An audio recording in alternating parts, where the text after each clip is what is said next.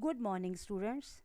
चलिए पार्ट 5 की रीडिंग को आगे बढ़ाते हैं। हम पढ़ रहे थे गायत्री जप का प्रभाव, गायत्री की महिमा। आज मैं अब आके आपको इसमें ये बताया गया है कि गायत्री मंत्र का जप कब फलीभूत होता है, अर्थात कब हमें एक श्रेष्ठ फल देता है।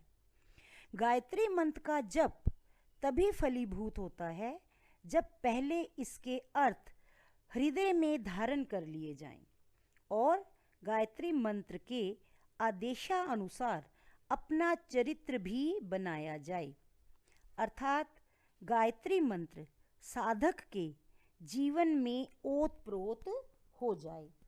जिस प्रकार परमात्मा अपनी सविता शक्ति द्वारा सुप्त प्रकृति को प्रेरणा करके सृष्टि को रच देता है, उसी प्रकार परमात्मा को सविता नाम से पुकारने वाले साधक का भी कर्तव्य हो जाता है कि वह अपने आप को और दूसरों को प्रेरणा करके अज्ञान की निद्रा को दूर करे और सब मनुष्य को ईश्वर भक्त, वेद भक्त तथा जनता जनार्दन का सेवक बनाने का प्रयास करे।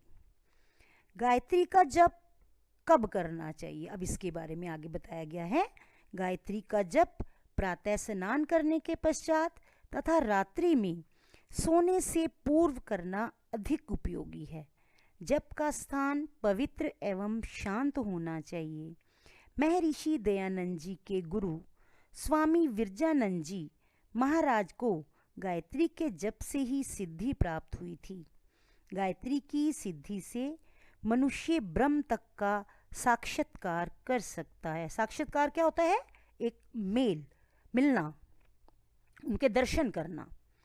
महात्मा गांधी ने एक लेख में लिखा है कि गायत्री मंत्र का स्थिर चित्त और शांत हृदय से किया गया जप आपत्ति काल के संकटों को दूर करने की सामर्थ्य रखता है और आत्मोन्नति के लिए उपयोगी है, अर्थात मनुष्य की उन्नति के जो रास्ते हैं वो खुलने लगते हैं।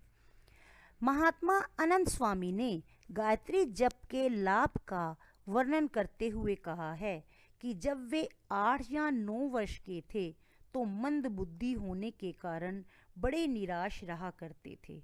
मंद बुद्धि, कम बुद्धि होने के कारण वे अपने जीवन को बिल्कुल निरर्थक समझते थे, यानी कि जिसका कोई प्रयोजन नहीं है, कोई लक्ष्य नहीं है, क्योंकि कोई भी उनसे प्रसन्न न रहता था।